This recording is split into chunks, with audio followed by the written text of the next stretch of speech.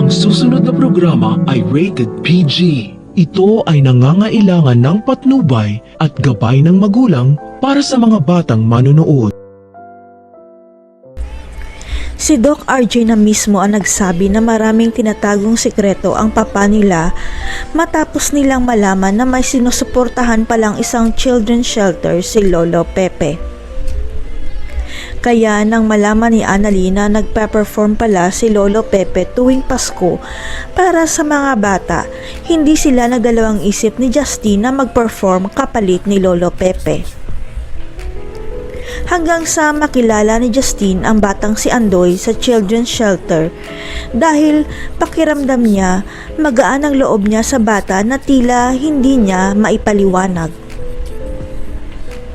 Kaya nasabi ni Justine kay Andoy na tawagin siyang Ate Justine dahil napakagaan ng loob niya sa bata na pakiramdam niya na parang magkadugo silang dalawa. Hindi nga nagkakamali si Justine sapagkat si Andoy ang dahilan kaya sinuportahan ni Lolo Pepe ang children's shelter dahil may nadiskubre siya tungkol sa ama ni Andoy. Noong hindi pa nakoma si Lolo Pepe, may lumapit sa kanya na isang babae na nagpakilala na siya ang tunay na ina ni Andoy at ibinunyag nito ang nakakagulat na sikreto.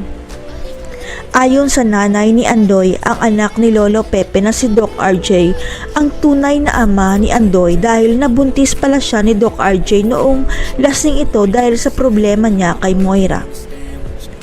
Katulad na nangyari noon kay Lynette, nabuntis rin siya ni Doc RJ noong lasing ito dahil may pinagdadaanan siyang problema kay Moira kaya nabuo si Annalyn. Sa kasamaang palad, hindi na naituloy ni Lolo Pepe ang pag-iimbestiga tungkol sa batang si Andoy dahil sa nangyari sa kanya kaya si Doc RJ mismo ang makakatuklas ng katotohanan.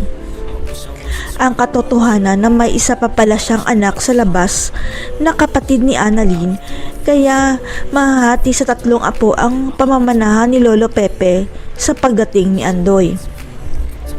Kaya kailangang magising na si Lolo Pepe para masabi niya na si Moira at Zoe ang nagpakidnap sa kanya para mabigyan ng hustisya ang malagim na sinapit niya.